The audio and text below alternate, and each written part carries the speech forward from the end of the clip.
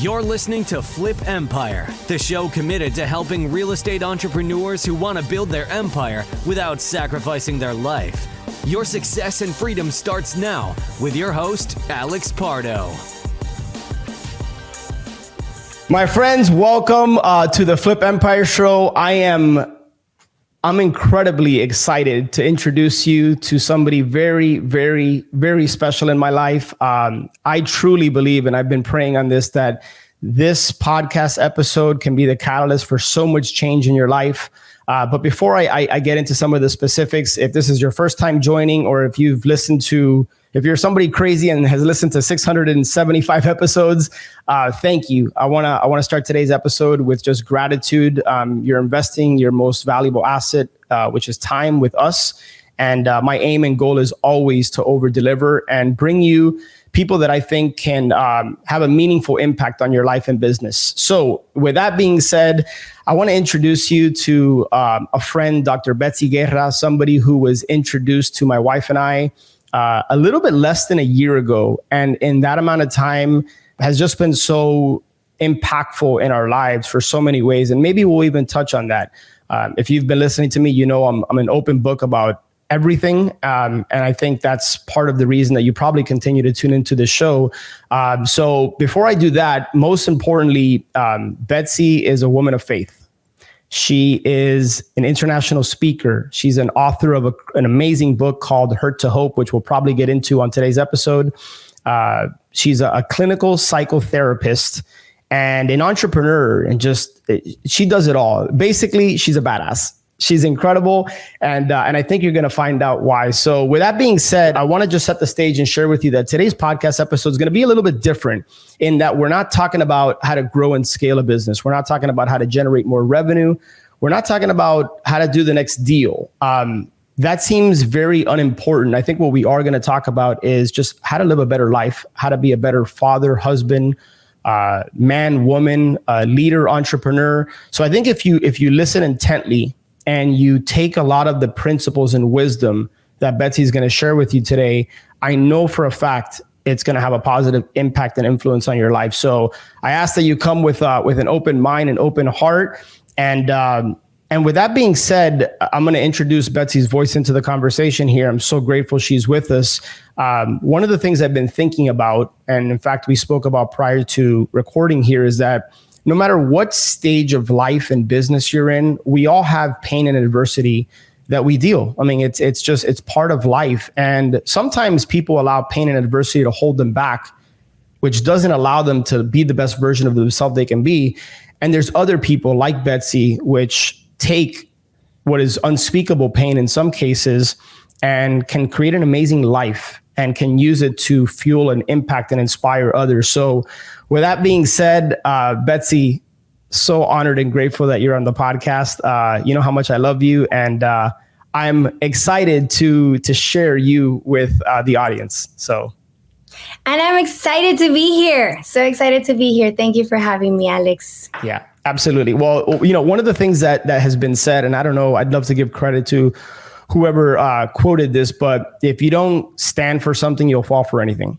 And I think in order for people to really understand who you are and how you got to this place today, if you don't mind, and again, feel free to share whatever you're willing to share. If you can start with your story, because I know one of the things we're going to talk about today is faith. And we're going to talk about the acronym that you came up with for faith and how to overcome adversity. We're probably also going to talk about finding your purpose, which is how you ultimately ended up launching the Faith-Based Coaching Academy. So with that being said, if you don't mind, can you kind of just share a little bit about your story, and then we can kind of get into the conversation from there? Yes. Okay. So I am Puerto Rican, born and raised, and I was imported here to Miami when my husband and I got married. He imported me. And I was the happiest woman on earth. I lived a fairy tale life. I found my Prince Charming. We lived in the kingdom of Miami, Florida, and we had beautiful princes a prince and beautiful princesses. And life was perfect until one Sunday we were celebrating the end of summer, August 25th, 2013. And we were doing a pool party at our house, and we were excited to have family and friends that felt like family over.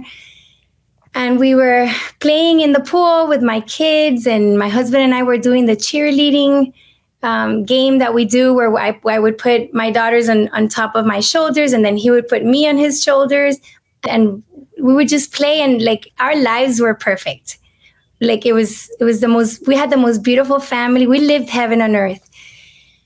And at some point, I'm in the pool with my children, their friends, my friends, and a friend of mine asks me, "Where's Fofi?" Fofi is my second daughter, who was at the time almost 3 years old.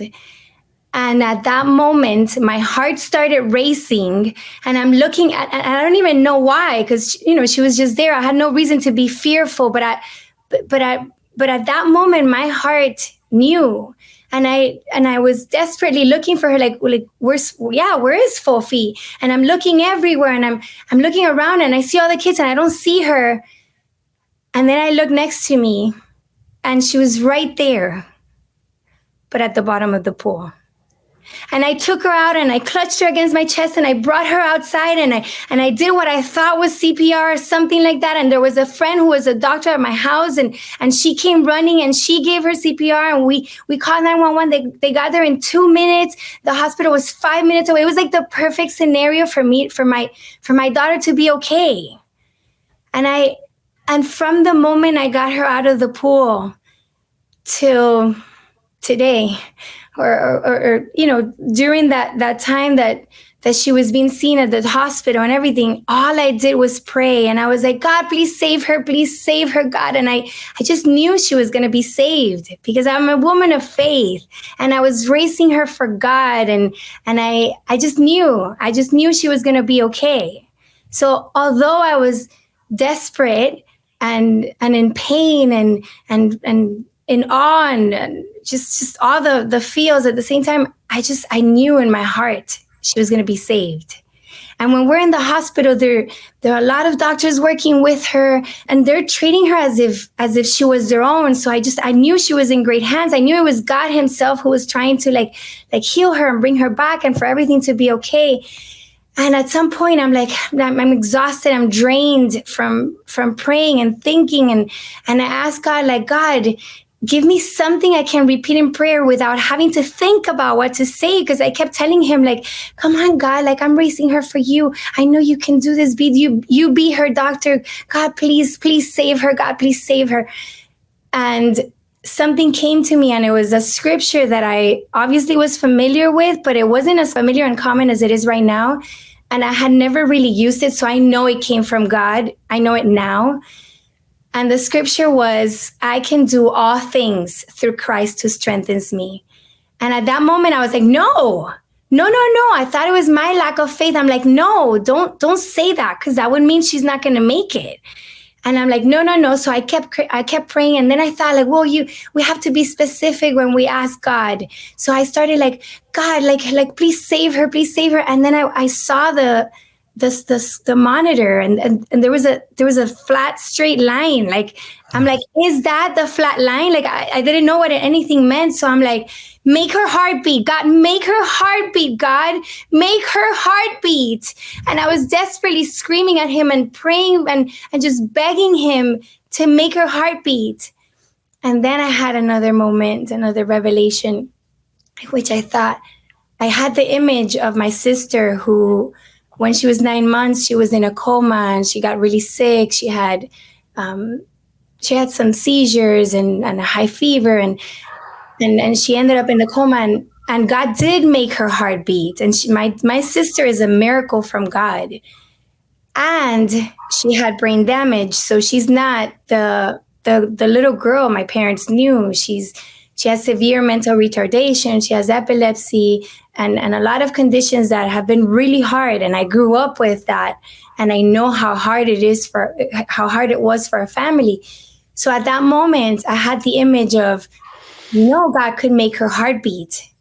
And she may not be the Fofi you knew. And at that moment, I was like, I don't care. I don't care. Just make her heart beat. She's my daughter. I'm going to love her no matter what. Just make her heart beat. God, make her heart beat. Please save her. And as time went by, at some point, my prayer, I believe wholeheartedly that although we pray for God to do what we want him to do, because sometimes we think we're God and we tell him what to do. And I was telling him what to do. And the whole purpose of prayer is not to change God's mind. The guy's God. The whole purpose of prayer is to change us. Yeah. And in those minutes, hours, I can't even tell you, in that time that I was in prayer, my prayer evolved from God, do what I tell you, to begging him to do as I said, to this moment when I was like, God, please save her, make her heart beat, but let it be your will. And I didn't intend to say that. I don't know, the Holy Spirit must have put that in my thought, in my heart, because God knows I didn't want him to do his will, right? Yeah. So I'm like, let it be your will. And at that moment, I fell on my knees by the stretcher. And I started singing myself a song that I used to sing to friends and even my daughters as lullabies. And it's a song of hope. It's in Spanish. God speaks to me in Spanish. And it says, soon the night will pass with its terror, and the sun will illuminate your heart, and pronto el sol alumbrará tu corazón. From your fears, do not fear anymore. Hope is coming. Soon you'll be singing a celestial song. So it's a song that is full of hope. And I started singing that to myself. I don't know how that happened. None of this I intended to do. I think it was when I said, let it be your will, it was almost like a form of surrender. And the Holy Spirit took within me, and the rest was done for me. It wasn't Betsy, the human Betsy, the ego, taking action. So at that moment, I knew that God was going to save her, but not the way I wanted her to be saved. So my daughter passed away in August 25th, 2013. And you can imagine that it was excruciating. I lived for my husband and my children, and she was mine. She was mine. She was the only one obsessed with me because they're all daddy's girls, and my son was still too young. And I didn't think I could live without her. I wanted to die. I didn't think I could be happy again. Life was over. I died. I died that day. That night, I had to go home without my daughter. I had to leave the hospital without my daughter. How many times do we go to the hospital? Do we go to the urgent care? Do we go to the doctor? We leave with our kids. I left without my daughter. I left the hospital without her. I almost felt like I was abandoning her. I didn't know how to do life without her. And that night, I went to sleep with my husband in her room, which she shared with her older sister, who was her best friend in the world. And at some point, we finally fell asleep. And at some point, I found myself on the floor of her bathroom, like rocking back and forth like a deranged woman, wanting to rip my head off, literally like a crazy person. I've studied psychology for over 20 years. I've been in business for over 20 years. And it wasn't until then that I understood why people go crazy. Sometimes reality is so painful and so excruciating that the mind can't. The mind cannot deal with it, so you just lose contact with it, right? So at that moment, that was my first moment of deep darkness and hopelessness, and I really thought that if I didn't rip my head off, I couldn't survive it. I couldn't believe or think what was happening. That's why denial is the first stage of grief, and it's so important because it's the time through which we're allowed to the space and the time for the psyche to catch up and like really understand, oh, this really happened. Let me work on accepting and understanding it. And at that point, I I remember thinking, I can never be happy again. And my husband found me there, and he literally picked me up and took me back to bed. And it was like an angel from heaven. My husband's my person, my love, my everything. And he saved me, right? Like he gave me hope. Just his mere existence gave me hope. Yeah. And the next day, this is the last thing I'll say about my story, the rest is history. The next day, which changed me for the rest of my life, the priest who baptized my kids and who I loved dearly came to visit, and I trusted him. And to me, he's the face of Christ, the face of God, because he embodies that love and grace and joy. He's just an incredibly beautiful person. His name is Padre Gerardo. And he came to visit. We were hiding in our walk-in closet. My husband and I were really overwhelmed by the amount of love and people supporting us in our home. So we were there and we welcomed him into the walk-in closet. We sit down on the floor and my husband desperately asks, Father, you've seen this before. Is it possible to be happy again? Can we be happy again? And the priest said, some people are and some people are not happy again. And he asked, what's the difference? He said, the people who are never happy again are the people who believe that the more they suffer, the more they loved. They measure love through tears and suffering. They cannot possibly allow themselves to stop grieving, because if they do, they stop loving. Love is suffering. And the people who are happy again are those who choose to honor their loved one through love, gratitude, service. They honor and they love in ways that don't include suffering. So suffering is actually counterproductive. So they seek healing, right. They seek to rise in order to love and to show. And I will say, it's a lot easier to suffer than it is to rise. A lot easier. You're going against everything in your being. So at that moment, I know this in hindsight, obviously I didn't know it back then. At that moment, I made a choice. And I remember thinking, I'm going to be like the latter. I'm going to be like the people who rise, like the people who love, are grateful, and serve with and through their pain to elevate humanity, to support others. And although that promise and that decision didn't become reality immediately, because God knows after that conversation, I would look at myself in the mirror and I saw the same miserable, hopeless person that I experienced the night before. But that became my North Star, and I believed it. I believed this person. So I had hope. I knew he wasn't going to lie to me. So if he said it's possible, it's going to be possible for me. And from there on, I had no more of the hopeless moments that I had in the bathroom the night prior. From that moment on, I was grieving with hope. I was feeling all the feels, and I was in deep, excruciating pain, knowing that wasn't my destination. Yeah.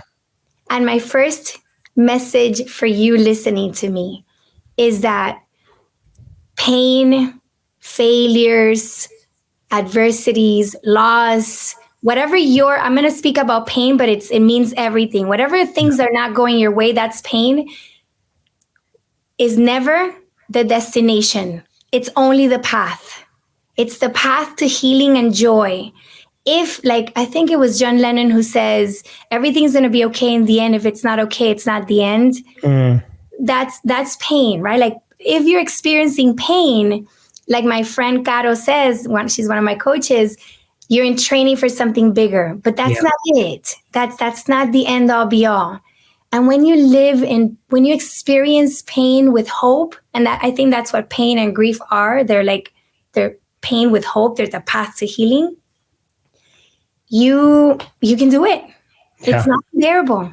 You can do it. There's the hope to be able to accomplish it. My friend, thank you for sharing that story. I had to fight back tears listening to that, and I've heard the story several times, and yet I learned more about you and that story now than I have in the past. And one of the things you've taught me one of the many things you've taught me is, I remember when you and I first spoke, because I knew your story, I didn't feel worthy to share trivial challenges that I might be going through, because we all have challenges. In our minds, they could be big. In our minds, they could be small. And for me, comparatively speaking, I didn't feel worthy to share with you whatever I was going through, whatever BS in my head I felt I was going through. And one of the things you taught me was, that's not the way to look at it. It's real to me. And people listening to this show, whatever they're going through, whether it's the loss of a loved one, or whether it's business isn't going well, or they're not making the kind of money they want to make, or maybe it's a relationship challenge or a health challenge, whatever it is, big or small, it's real to them. And I think the wisdom you just shared with us about having hope and applying faith will work regardless of the problem, big or small. So I'd love to transition into one of the acronyms in your book, Hurt to Hope, is faith. So I think when I first learned about this acronym, it's something that now I'm more cognizant of whenever I'm going through my own stuff. And we all go through stuff, right? Sometimes I think people try to avoid pain in life, but as you said, pain, you have to go through pain in order to get to joy and fulfillment sometimes. Trying to live a life without pain is not a reality, in my opinion. It's going to suffer, but one of the things that really jumped out at me from your story is you can choose to remain in suffering, or you can choose to rise above and beyond that. So with that being said, talk to us about faith and what it means to you in this acronym.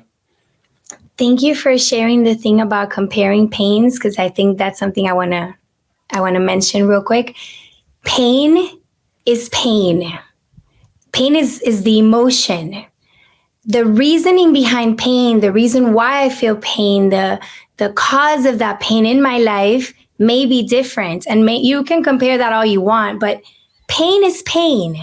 Yeah. And it's the same emotion, which is, by the way, like when we say we're empathetic, we're not empathetic with a situation. We're empathetic with the pain you must be feeling, with the emotion. So when we compare our pain to other people's, we're not considering that it's still pain.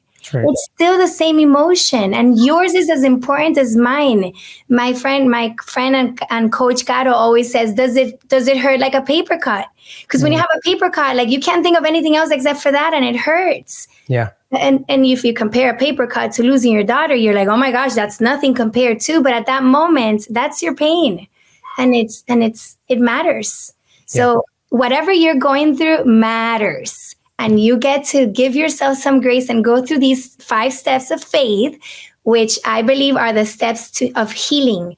You know, we study in psychology, we study a lot of stuff of what goes wrong, a lot of psychopathology and the stages of grieving. I don't care to know the stages of grieving. I'm living them. I'm a testament. Like every time I would read a book, I was like, what's going on? Like, do I still have to go through anger and guilt and this and that? Like, I don't think I can bear this sadness. Like, if I still have, like, it would rob me of hope to read about everything that still remains. It was unbearable. So I wrote my own book, and it's not on the 5 stages of grieving. It's on the 5 stages of healing, of rising, of overcoming. I love it. And that's faith. And it's faith. It's an acronym, but it's faith because we get to have faith in ourselves, in our ability to do hard things. We get to have faith in the people surrounding us who are supporting us, the coaches, the attorney, the psychologist, like whoever it is that support your family members who are supporting you through this journey, your team. You get to have faith in them and trust them. Like I trusted the priest who came and told me this. His words changed my life because I have faith in him.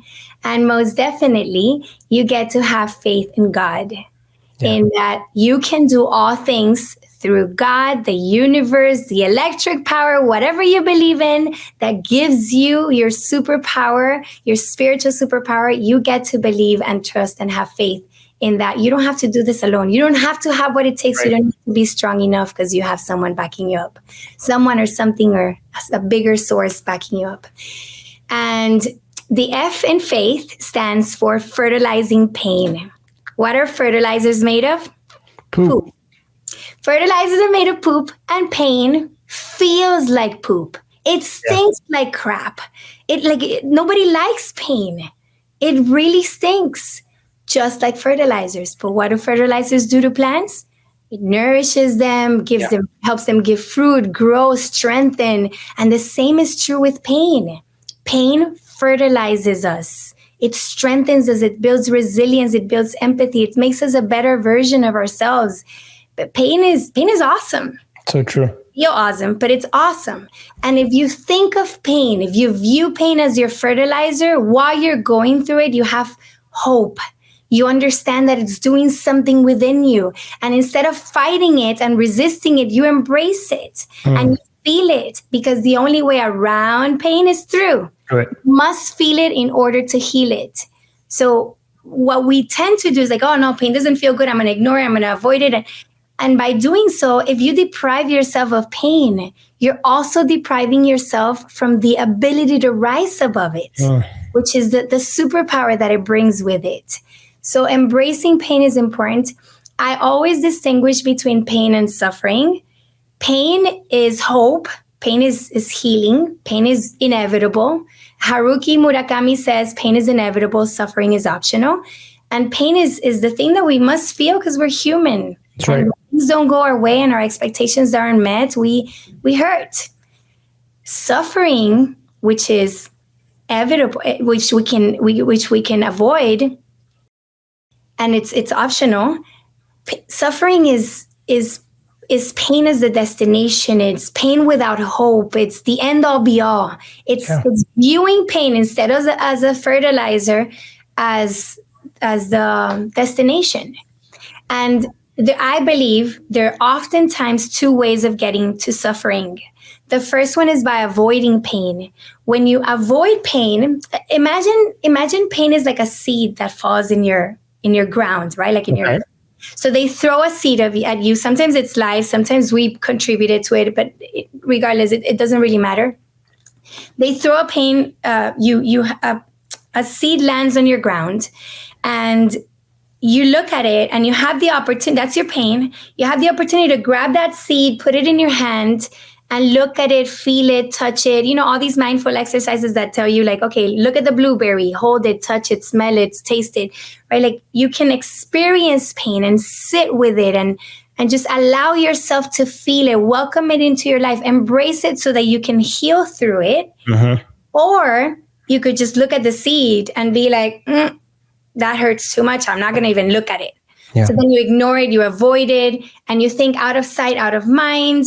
I can't be home because every time I'm home, I'm crying. I can't be alone because then I'm going to fall apart. I can't do this because then we avoid pain. And it's what we do socially speaking. That's what society has taught us. If you don't like it, don't do it. If it doesn't feel good, it's bad. But not everything that hurts harms. And not everything that hurts, right? I heard that from someone else. It's not mine. And so good. So that seed, when you avoid it, when you ignore it, when you don't look at it, with time and the elements, right? Like the rain, the sun, the wind, it starts digging inside, like into the ground, and then it moves with the wind. So you don't know, at this point, you don't even know where it is because it's underground and you don't know exactly where it is. Whereas when it was right there, you could sit with it and feel it and know exactly where it is and what it encompasses, right? When you avoid it, it like starts digging in. So it becomes deeper. Your pain becomes deeper when you avoid it. Deeper and deeper, and with time it digs in, and before you know it, it's growing roots, and then suddenly there are some weeds coming out of your ground, and you're like, oh, why am I so irritable? Why am I depressed for nothing? My life is perfect. Why am I so upset? Why can't I do this? Why can't I get anything right? Why do I have no willpower? Why do I have no motivation? Like, right? Like we start seeing all these weeds, and we think there's a problem with us and that we're defective. But guys, we were created to God's image and likeness. 100. Defective, right? It's that you have a seed that you haven't healed, and it's grown roots and weeds. And then, you go to a therapist or a coach and you get rid of those weeds, so you think. But if you don't dig in and you don't go back to the roots and the seed, you don't get to heal and overcome. And that's where trauma forms, and that, suffering, that's where suffering and trauma emerges. That's one way to suffering. The other way to suffering is by embracing pain originally. So the people who sit with the pain and they feel the feels and they allow themselves to do so, but then they stay there. Because like I tell my clients, and I do tell this to my clients, I don't know how they come back to me. I tell them, the poop stinks and, like it feels like crap, but it's warm. And sometimes we get comfortable in the warmth of that pain. It's just easier, right? Like it doesn't feel good. We rationally don't want it. We don't like it. We want to overcome it. We think consciously we want to overcome it. Yeah. But it's so much easier to stay in bed.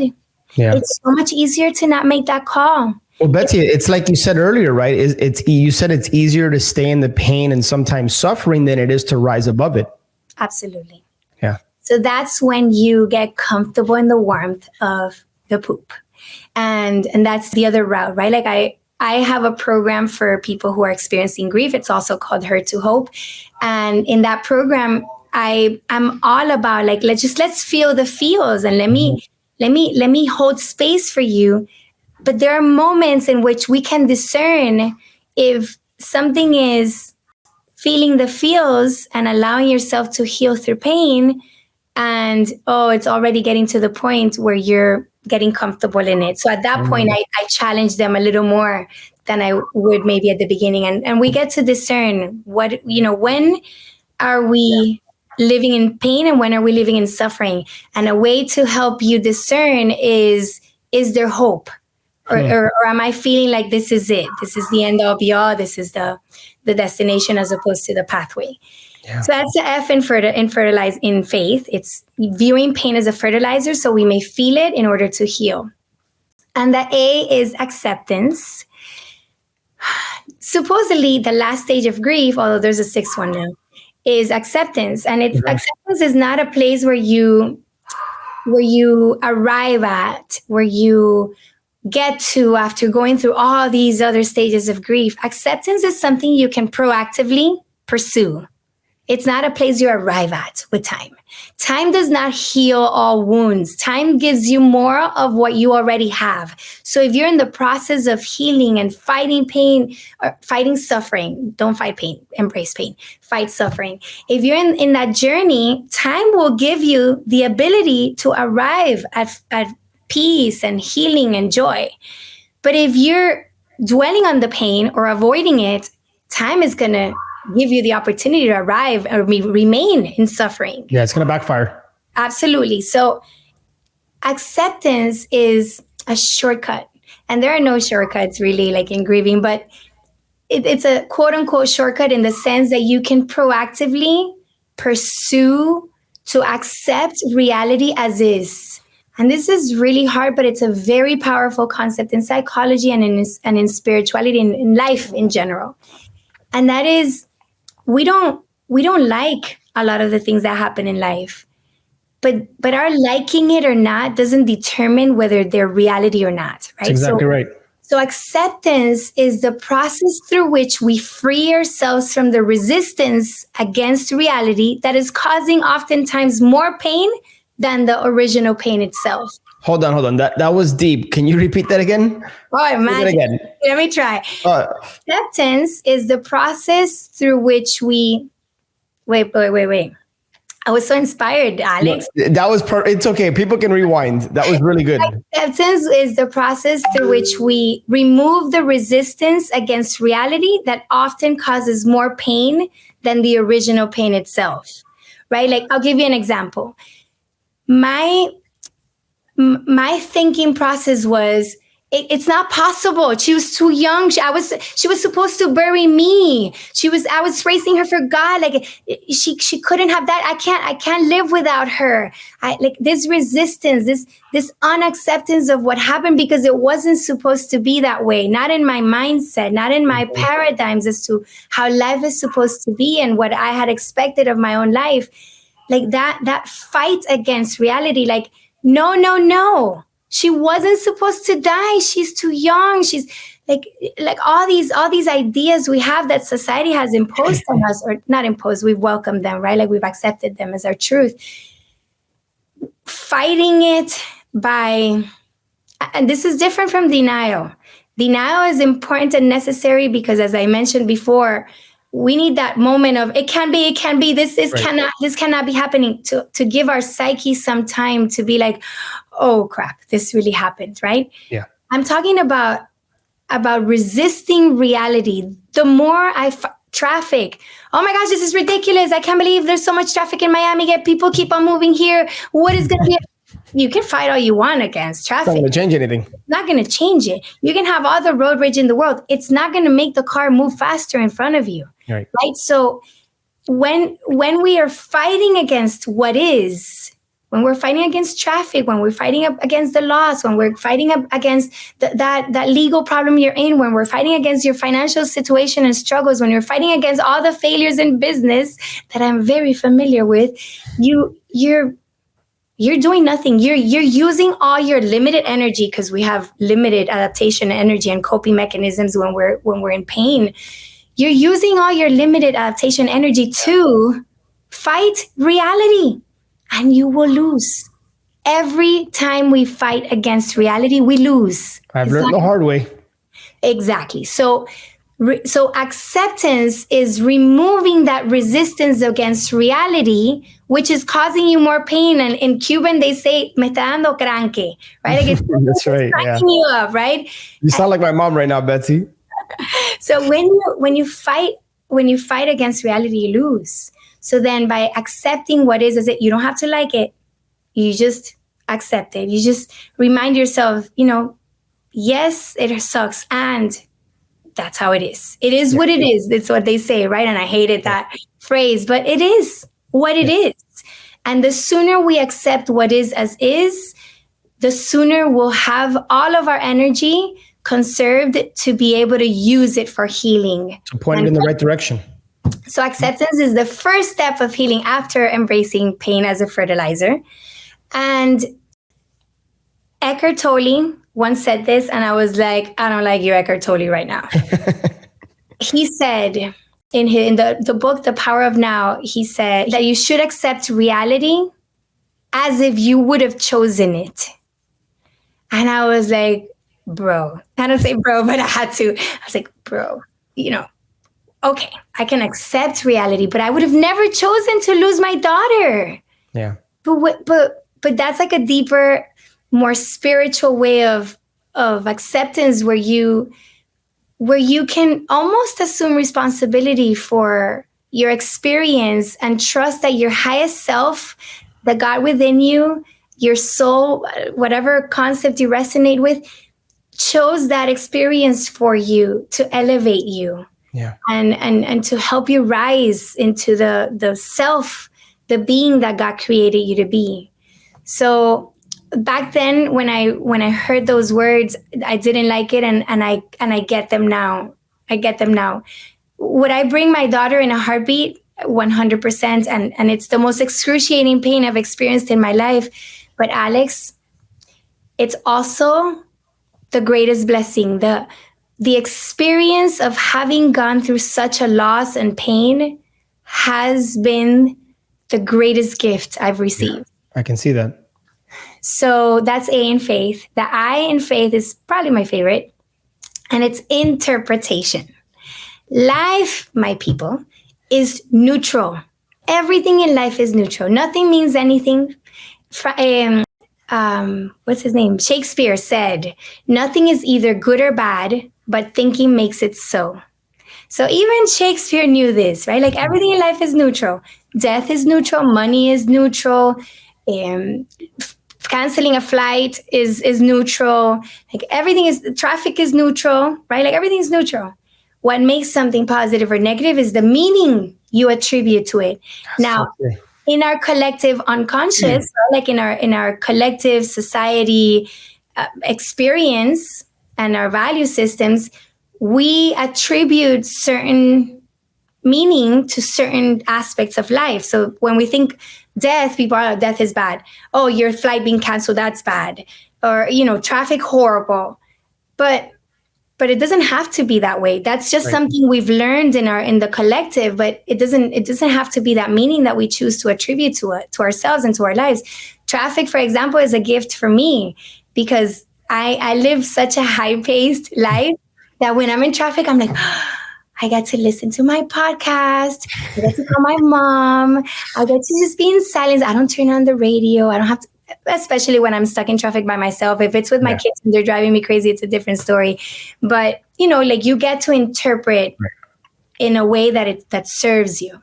So if we think that life is neutral, and people were like, okay, Betsy, there's a concept in psychology called reframing. And reframing is changing the perspective with which you're looking at something into a more positive one. And people tell me like, okay, I can reframe traffic and think like, oh, it's great. It's time for myself and I get to connect. But people are like, how do you reframe the loss of your daughter? Yeah. Like reframe that. What's positive about that? And I will say, Alex, that when it first happened, my interpretation was, I can never be happy again. I'm the grieving mom who lost a daughter. And I moped around town like I was a grieving mom who lost her daughter and will never be happy again. Yeah. And the moment I decided I'm done, I am not going to be part of a club I didn't choose to be a part of. At that point, I was like, you know what? I'm going to change the story I'm telling myself. I'm going to change the sentence because your thoughts are just sentences that you choose to believe. So I'm going to change my belief. I'm going to change the sentence of I'm the grieving mom who lost a daughter and can never be happy again, who couldn't keep her alive, into I'm the chosen mother of an angel. I'm VIP in heaven. I have hookups in heaven because my daughter's so cute. She goes to Jesus, grabs him, and she's like, my mom wants this. And Jesus is like, of course, I'm going to give you whatever you want. You're so I so love that. And I believe that story, right? Like, so I told myself that story, and suddenly I'm not the grieving mom who lost a daughter. I'm the chosen one. I'm God's favorite. I'm God's love. Like he loved and trusted me so much that he gave me this little angel to take care of for 3 years and to remain with me spiritually and whom I love. God allowed me to understand unconditional love. Yeah. I love my daughter every day more and more, even though she doesn't do anything cute to earn my love. She also doesn't do anything annoying to. That's a different conversation, right? Yeah. But I adore her, and I know love. I know love in a different way now. It's beautiful. Yeah. So interpretation is understanding that what causes pain is not the external act or the person or the experience. It's not what happened outside of you that caused pain. It's what happens within. It's the thoughts, the sentences you believe about that experience or what that other person said or did. What hurts, what pains you is what you believe, what you tell yourself about what happened. And that you can change. You can reinterpret, you can reframe. So you get to reframe whatever you're going through as I tell myself when I'm having a hard day, like in business-wise, I'm like, oh, what a fertilizing day. I want to use that. Yes, it's a fertilizing day. And I'll be like, thank you, God, because everything is going wrong. So that means you have an amazing surprise for me awaiting, and I just can't wait to see it. Like, I really feel like a kid in Christmas after I have my pity party. Don't think this is like, immediate. First, I have my pity party. I complain, I fight, I do all the things. And then I'm like, you almost got me. Like, thank you. Thank you for this opportunity. Yeah. And I just trust that something amazing is going to happen. And then since life is images of the mind expressed, I read that in a book. It's not mine either. Since life is images of the mind expressed or thoughts of the mind expressed, then by thinking that, I create that. And that's where manifesting comes in. And that's another story for another day. Yeah. Let me ask you this, Betsy, because I know for a fact there's going to be people listening to this that say, I get how a story I tell myself and how my thoughts are real things. And that's been proven. We've talked about Dr. Joe Dispenza and the science behind all that, how thoughts are things. And people listening to this and watching this say, I get and understand how the story I tell myself can serve me or not serve me. But when people are going through whatever pain or trauma they're going through, how do they accept a story that sometimes may not feel authentic or genuine to them? You know how Tony Robbins will share the example of, people say, hey, there's no weeds, there's no weeds, there's no weeds. But you look at it and bullshit, you see weeds on the ground, right? Like, how can people practically apply what you're sharing and say, I'm going to reframe this situation, right? It's a fertilizing day, and actually accept that even though it really sucks and it stinks, like you shared earlier. Does that make sense? Yes. But Alex, we could do a whole podcast about that. I'm just going to give you a brief answer. And maybe we should do a whole podcast. By the way, maybe it's an excuse to have you back on in the near future. Yes. The things we believe are true are stories that we have naturally believed because we have been wired or programmed to think of them in that matter. And we had no say in that. It's unconscious, right? It's something that we believed, and it's an interpretation we made. But since we made no effort, we don't realize that it's a story nonetheless. So the stories we believe are oftentimes the lies of reality, of like of a spiritual, deeper life. But since we believe them, we think they're true. Yeah. And what we're doing by reframing or by telling ourselves a different story is oftentimes tapping into our real truth. And if we think of our essence as love, right? Like, God created us to his image and likeness, and we are love, we are whole, we are great, we are grand, we're infinite. Yeah. But our minds, our human minds, are wired to understand only what it has been programmed to understand. Yeah. So if we think of a computer that's been programmed to understand algebra, if you enter a chemistry problem, the computer is either going to give you an error, you input the wrong information, or it's going to change it. Did you mean this problem, to try to make it an algebra problem to be able to solve it, right? Like, that's what happens with our human minds. Our human minds are wired to interpret and understand only through our five senses. And our five senses can perceive only 0.000000001% of reality. According to quantum physics, that's not something I made up. So if what we interpret through our five senses, it's only like a little part of reality, then do we really have the truth? Is what we think reality for real? Or is it what we've believed and what we've interpreted? The mind is wired to make everything that's infinite finite so that it can understand it. So concepts like time, concepts like space, concepts like this, all this spirituality awakening that I feel like is happening in our society, that's our inner self, our deep self, our inner, like our being, our true being that God created, like seeking to find its truth. And this is a tool that you can use to get there. So it will not feel like authentic because you've grown to believe the lie. The other story. I believed that I could never be happy again. I believed it wasn't supposed to be this way, but I knew enough of this, and I had faith. That's why faith is the acronym. We get to have faith in the process as well.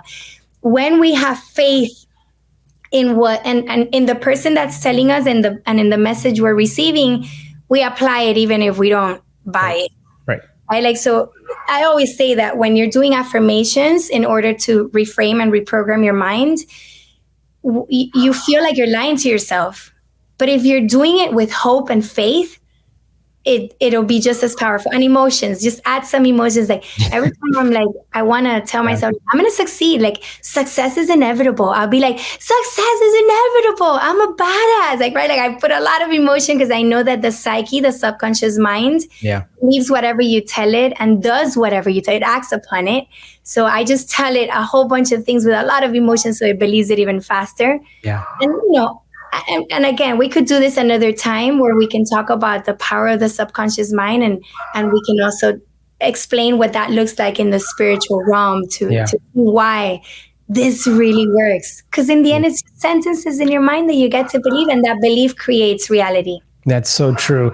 I want to be respectful of your time, but I also want to let people know and be very transparent that I support and I want to elevate Betsy however I can. And one of the ways that I believe I can do that is by sharing with you her faith-based coaching academy, which she launched last year and you're getting ready to do again. I wholeheartedly believe in you and everything you stand for and how you equip people with tools to live better lives and to have positive impact and influence on other people. So take a few minutes, share with people, first of all, where they can reach you, where they can connect with you, because I'm sure people will want to, how can you not want to connect with somebody who exudes so much faith, love, positivity, and just everything, every positive. You're just awesome. I love you. And I'm glad that you're here. I appreciate you sharing your insight and perspective and all the wisdom you have. So I'm gonna flash on the screen how people can reach you. So let us know, and then talk about the Faith-Based Coaching Academy. People who are OCD or type A. So the T in faith is team, and it's about choosing your tribe and the people you surround yourself by, because you become like those who you surround yourself by. And just being mindful of choosing people, everybody, like just family members who are going to support you through this, colleagues, coworkers, masterminders, therapists, coaches, attorneys, whoever's going to support you through whatever struggle, adversity you're going through. Make sure it's aligned with your values, your purpose, your North Star. And that's part of what we do in the Faith-Based Coaching Academy. I screen people and I make sure that only people who are in alignment with love, faith, service, and elevating humanity join. So we have an incredible community that supports you and accompanies you in your journey. Love it. And then the H in habits is engaging in habits or rituals that are going to elevate you and support you when you're in adversity. So if you're going through difficult times, but you work out, you're releasing feel-good hormones that are going to support you and elevate your mood. If you're meditating and praying every day religiously, that's going to connect you with divine wisdom so that when you don't know what to do, you can be inspired by the Holy Spirit to take decisions and discern on decisions that are important in your life and your business. So exercising, and even eating good foods makes you feel good. Because if you eat something that makes you like sleepy or drowsy or bloated, that's going to intervene with your ability to give your best on a daily basis. So engaging in habits and with people who are going to elevate you will support you in your process of rising above adversity and overcoming any failures or difficulties in your life more effortlessly. And that's part of the Faith-Based Coaching Academy. So I created this program, which is a school for heart-centered, meaning you have a lot of love in your heart, service-oriented, which means you love to elevate and help other people, and faith-based individuals or leaders. And that means that you love God with all your heart and you want to be his hands and feet on earth. So those people come to me so that I can certify them, train them as coaches who are competent in 3 pillars and 3 main areas, plus the business side. So those 3 pillars are human understanding. My coaches master human understanding because unlike other coaching academies, my background is a doctorate in psychology and I've been doing this for over 20 years. I bring the clinical component in addition to the coaching theories so that my coaches can meet their clients where they're at. That's right. They don't have to be like at a very functional level that, okay, now we can go from there. So they master human understanding. They know psychology theories. They can embody and practice them skillfully because it's a very practical program, like where you don't, it's like a doctorate without all the unnecessary classes and the things that you don't care about or need for, in practical experiences. The second pillar is spirituality. This is not a religious thing. I come from a Christian Catholic background, and I imagine that it's still within me. So I'm unapologetic about it, but it's not religious. I'm not trying to impose any religion. It's spiritual. Yeah. The difference between religion and spirituality is that religion is the way we worship, the the story we believe about our faith. And spirituality is your relationship with God. It's that connection. So in different. Programs, go ahead. I'm sorry. No, I was just sharing that it's very different. People sometimes confuse religion and spirituality, and like you just explained, it's very different. It's very different, and they can coexist. So they're not mutually exclusive, right? I like to think of myself as both. And in my program, what I teach my students is how to connect to divine wisdom, how to connect to God, to source. And I use some habits that I teach in my faith, masterclass, if you will. We use habits there to help us connect, to help us be in silence, solitude, and stillness with God, which is when we have the most access, or when we give Him the most access to us, right? Because He's always there waiting for us. That's right. So the second pillar is spirituality, and my coaches are deeply spiritual, deeply connected, so that they may not just live a guided life themselves, but also be guided by divine wisdom to serve their clients. And the third pillar is embodiment. I wholeheartedly believe that if you don't walk the talk, you have no impact.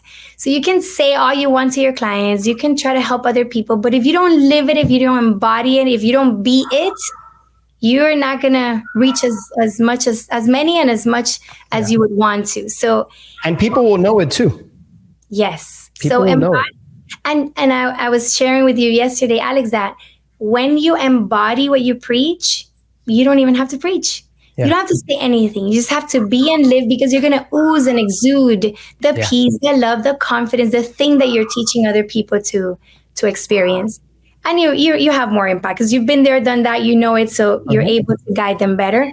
And then those are the three pillars. But in the Coaching Academy, I also share the business side of coaching, because since my background is clinical and not coaching originally, I needed to learn all about coaching. So I went into many masterminds of coaches who graduated from coaching academies. And I realized that they were all like, okay, I have this certification. Now what? Yeah. What do I do with this? And how do I reach clients? And I don't know anything. And they go back to their full-time job, which they were trying to move away from because they don't know what to do and where to stand. My coaches, they don't go through that. My coaches build their confidence, build their practical tools. They learn how to do this. They are seeing clients as we are going through our 4-month program. It's a short program. It's intensive, but it's very convenient because it's at the comfort of, your home and your time, except for a couple hours a week that we do live for coaching each other. And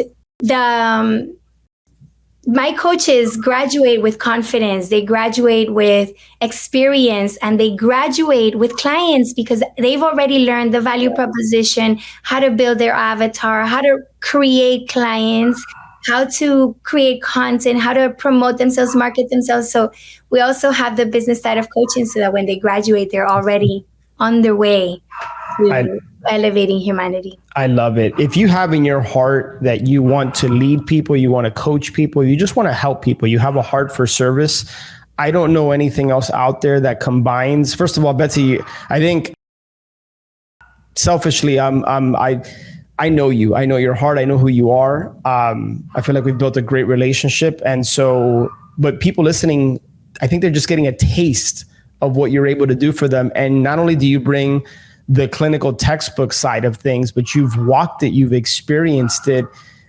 Therapy and coaching can be very different, and you have combined both. And so if you have on your heart that you want to lead and help people, you want to have an impact, I don't know anything else out there that teaches you and brings in the spiritual component and also teaches you the business side of it, because it's very different. One thing is to be able to coach people. One thing is to be a chef. The other thing is to run a restaurant. Two different things. Absolutely. And it's kind of the same thing here. So I'm grateful and I support you however I can. I definitely want to encourage you guys, go to betterwithbetsy.com. Learn about the Faith-Based Coaching Academy. It's not for everybody.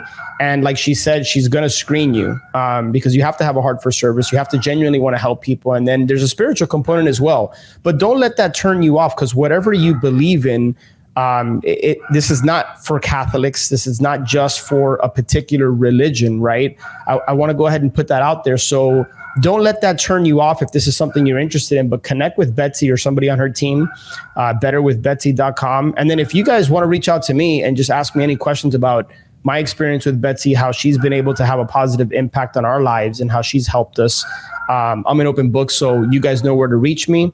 Betsy, with that being said, and I'm so sorry, we got a dog for Christmas and the dog is going crazy in the background, but such is life, right? You roll with the punches, and I'm already telling myself a positive story about now I get to focus. I get to practice focus and interviewing somebody when I have two dogs in the background going absolutely crazy. But I want to leave you with the last word. Again, you know what you mean to me, and I'm grateful you came on here. Every time I talk to you, I learn something and I think about things a little bit different. And I question, is the story I'm telling myself about something serving me or is it hurting me? Right. And the cool thing is that we get to choose and we get to be the author of our lives. So with that said, I want to leave you with the last word. Okay. Before I give you the last word, I wanted to share, if somebody wants to get some free coaching with me, I have, during the month of January, I have every Tuesday at 1:00 Eastern time. But after that, the first Tuesday of every month, I always offer free coaching. So you can go to bwbcoaching.com/free coaching, bwbcoaching.com/free coaching. And if you want to learn more about faith or you want to share it with someone who's going through adversity or loss, I also have a free video series that's hurt2hope.com, hurt2hope.com/faith. So there you can find a free video series as well. I'm trying to think, what can I give you? Like, what goodies can I give you? And then if you go to bwbcoaching.com, you can also get a 3-day retreat on those 3 pillars on human understanding, spirituality, and embodiment. That can also be of service. Yeah. Awesome. Well, if you're watching this video, it's on the screen, bwbcoaching.com/free coaching. And just Better with Betsy, and you'll find all her resources and everything she has available to you.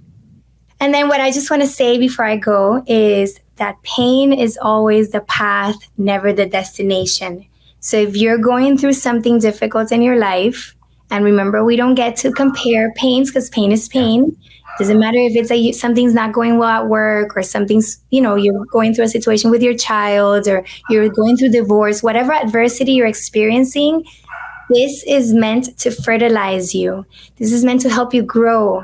And there's hope because this is not the destination. So keep at it, keep moving forward, and know in your heart with a lot of faith that you are being guided to something bigger. Guys, I told you she was special. I told you. Thank you, Betsy.